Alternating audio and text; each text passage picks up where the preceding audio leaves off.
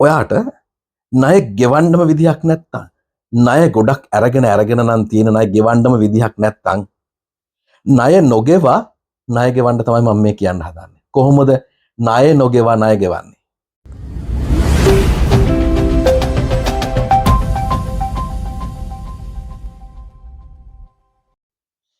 ඔයා ගොඩක් ණය අරගෙන ඇති. මං කිව්වා ණය ලයිස්තුව හදාගන්න කියලා. ඔයා ඉස්සෙල්ලම කරන්න ණය ලයිස්තුවක් හදාගන්න. මේ ණය ලයිස්තුව හදාගත්තට ඔයාට ගෙවන්න සල්ලි නැහනේ. ඒ නිසානේ මේ වීඩියෝ දැන් බලන්නේ ඔයා. එතකොට කරන්න ඕනේ පළවෙනි කාරණේ. අතිරේක මුදලක් හොයන්න බැලුව හොයාගන්න බෑ. එහෙමනම් මොකද්ද කරන්න ඕනේ? తాවකාලිකව අඩු පොලි අනුපාත තියෙන ණය උදාහරණයක් විදිහට ගත්තොත් ඔයාගේ ණය ලයිස්තුවේ තියෙන්න පුළුවන් පොලි මුදලාලින් ගත්ත ණයක් තියෙන්න පුළුවන් අවුරුද්දට 120ක් විතර වෙනවා පොලිය. බැංකුවෙන් ගත්ත ණය තියෙන්නත් පුළුවන්. ඒක 12ක් 15ක් විතර වෙන්න පුළුවන්. ඉතින් ඔයා තාර්කික බලුවොත් ඔයා ඉස්සෙල්ලා ගෙවලා ඉවර කරනවනේ මොන ණයද?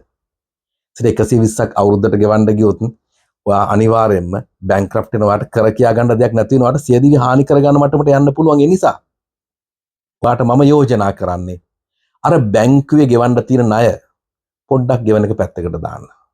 පුළුවන් නම් බැංකුවෙන් සහනදාය අනුපාතයට ණයක් ගන්න.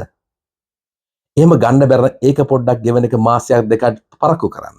ඒ පරක්කු කරලා අර පොලි මුදලාලිගේ ණය ඉක්මනටම ගෙවලා දාන්න. එතකොට ඔයාට ඒ පොලි වියදම අඩු කරගන්න පුළුවන්. එහෙම අඩු කරගත්තොත් සහනයක් ලැබෙනවා.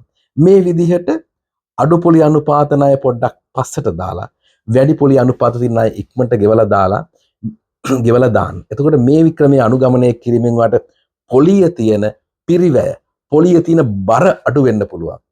ඒකලම ටික අතිරේක ආදායමක් හොයාගෙන අර මේ සියල්ලම ණය ගෙවලා දාන්න. අමතක කරන්න එපා අපි ණය අරගෙන දියුණු වෙන හැටි කියලා වීඩියෝවක් කරලා තියෙනවා. ඒක බලන්න. කවදාකවත් ඒ අනුව කටයුතු කළොත් ණය බරින් නම් පීඩා විඳින්නේ නැහැ.